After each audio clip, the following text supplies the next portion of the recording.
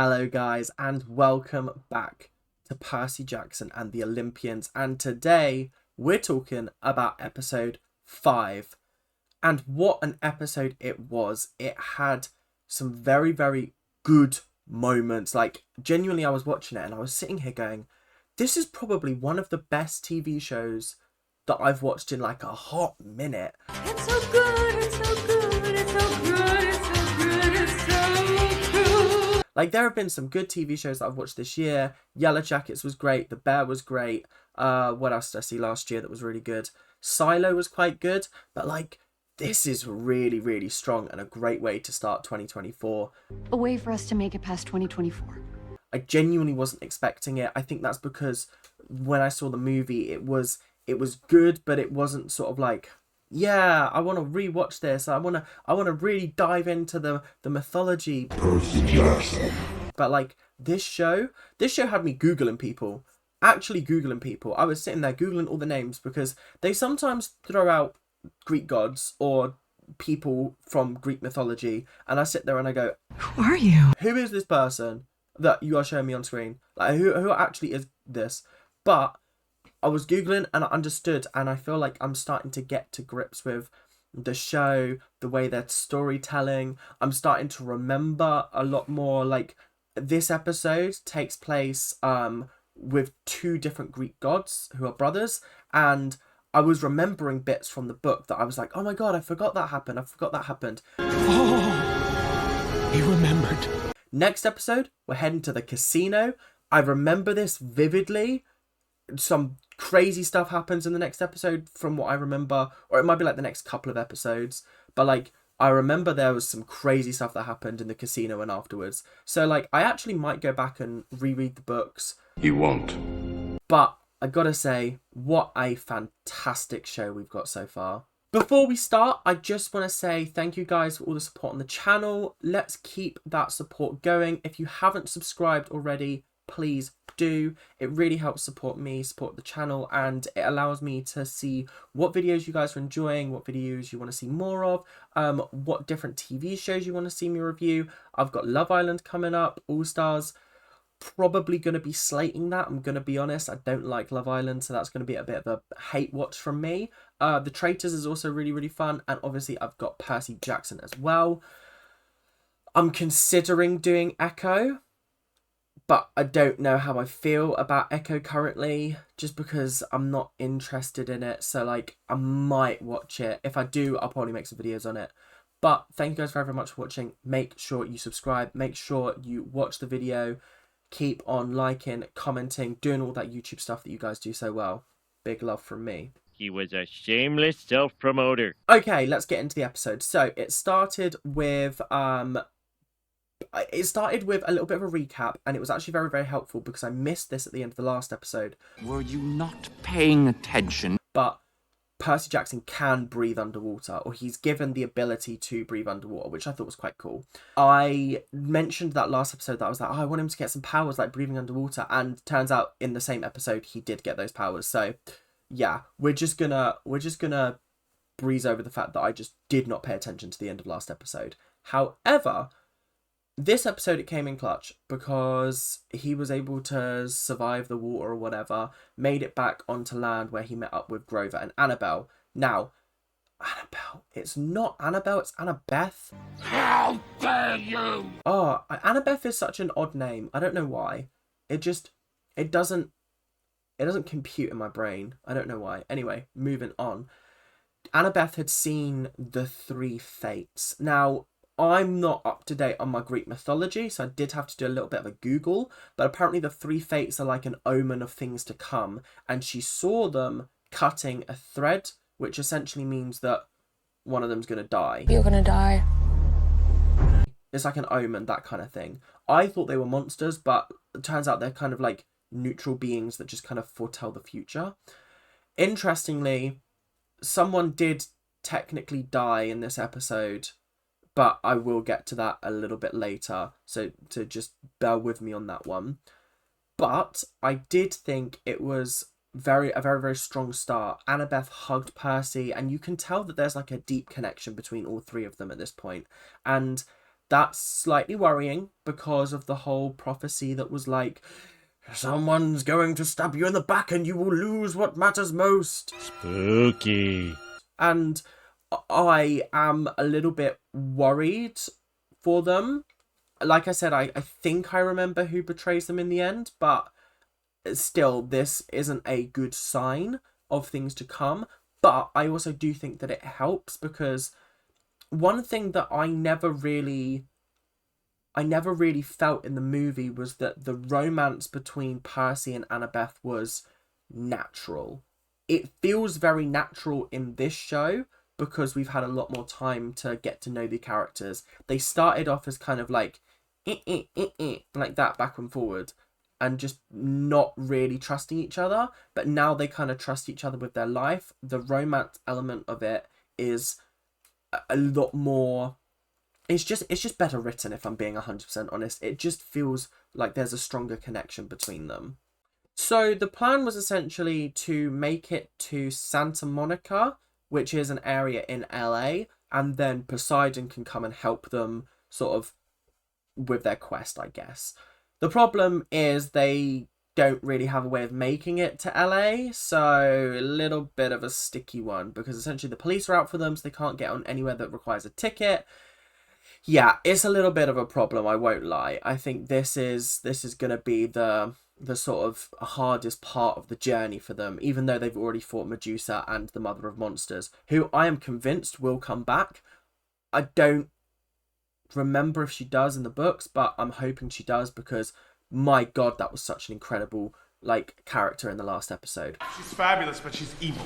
On the back of that, I think that this show, its strongest elements so far have been its supporting cast. Its main cast, its main three are incredible, don't get me wrong, but the supporting cast around them, absolutely phenomenal. You've had Medusa was excellent. You've had obviously Dionysus, and was it Chiron?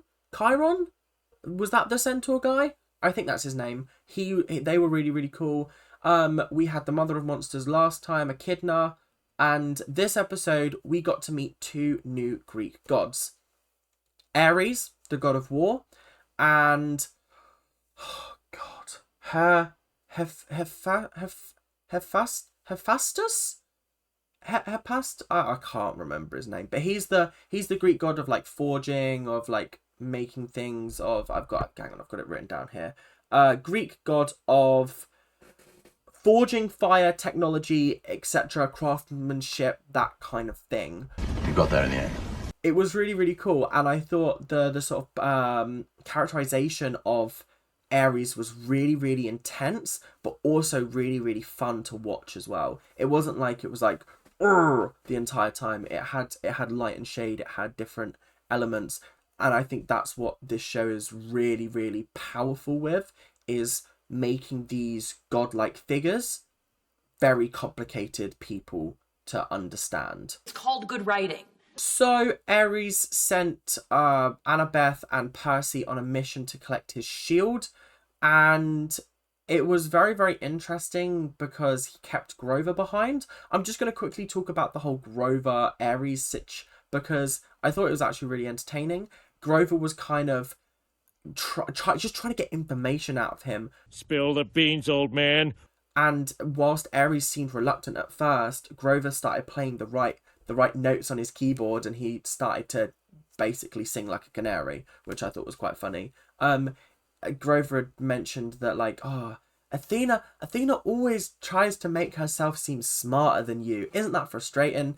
And he looked at him like, yes, it is. It was such a funny moment that I genuinely wasn't expecting. Like I said, the light and the shade of Ares' character was really, really powerful, and I thought that was actually a really, really cool moment. Grover also found out who stole the lightning bolt, so that's interesting. That was the kind of cliffhanger we were left on the episode, but I'll get to that a little bit later.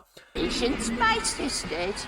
Patience. As for our heroes, Annabeth and Percy, well, they went to a abandoned theme park, and If there's one thing that I love in TV shows, it's abandoned places just abandoned places in general. Places that would usually be busy but are now abandoned. And I think a theme park is the perfect example of one that is usually so happy and bright, but when it's abandoned, it's the creepiest place you've ever been in your whole life. I was playing Alan Wake 2 recently, and they take you to Coffee World. Oh, coffee. And it's just an abandoned... Well, it's not abandoned, but it's obviously closed, and it's creepy because the rides are still going, you can hear all the fanfare, but there's no one there, and then the monsters start attacking you.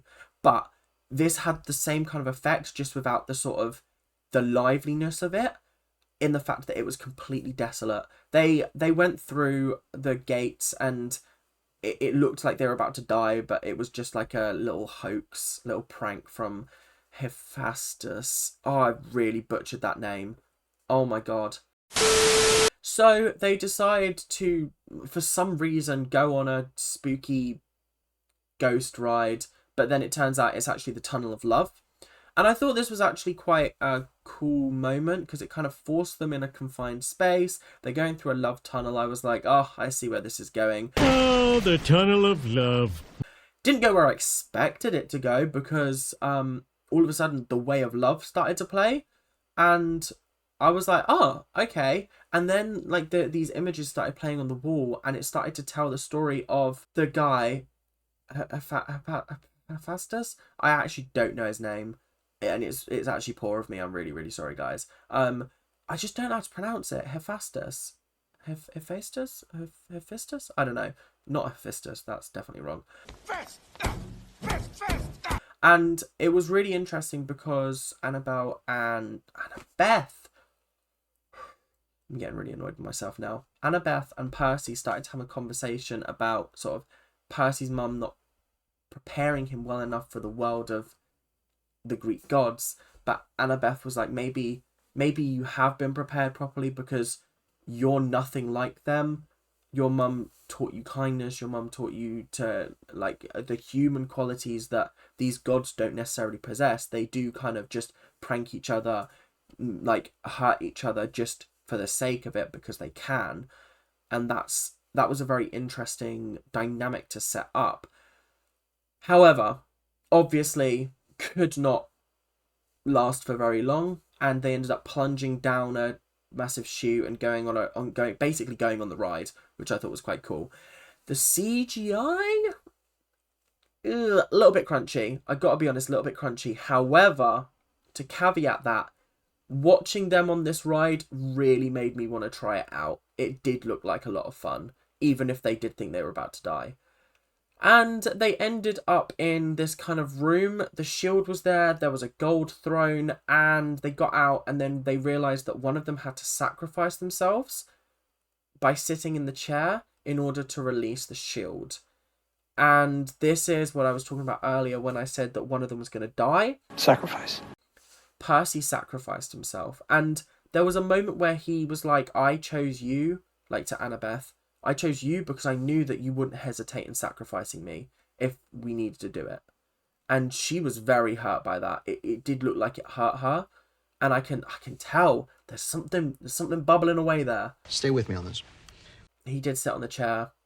He did turn into gold, and she grabbed the shield, but then she was trying to like reverse the mechanics, and that's when Hephaestus walked in, and I thought it was a nice moment because as opposed to Ares, who is depicted as like a biker who's like really tough and like Hephaestus, who's his brother, was depicted as almost like an older engineer, and I thought that was really interesting. It's cool that they kind of look the way that you imagine them to look when you're thinking about their, like, what they're god of. Like God of War, I think of like tough as nails, could be a biker, that kind of thing. Whereas like with Hephaestus, I thought, okay, that's what I expected him to look like.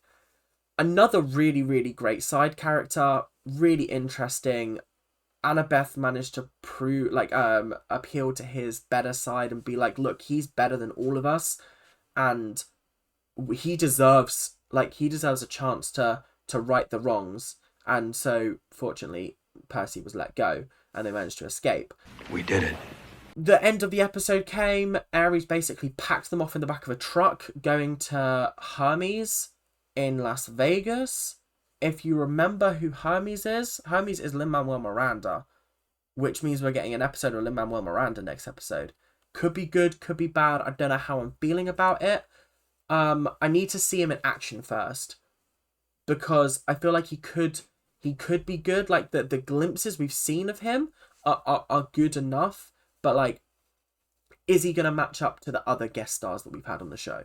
That's what I'm expecting. So, if you guys enjoyed today's episode, make sure to leave a like, comment, and subscribe. Do all that YouTube stuff.